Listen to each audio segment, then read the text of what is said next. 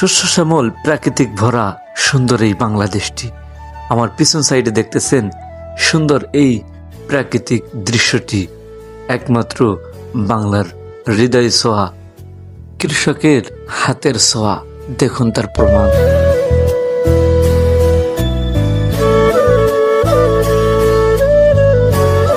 চোখ মিললেই দেখা যায় সবুজ শ্যামল ধানে ভরা পুরো মাঠটি, মন কেড়ে নেয় সবার।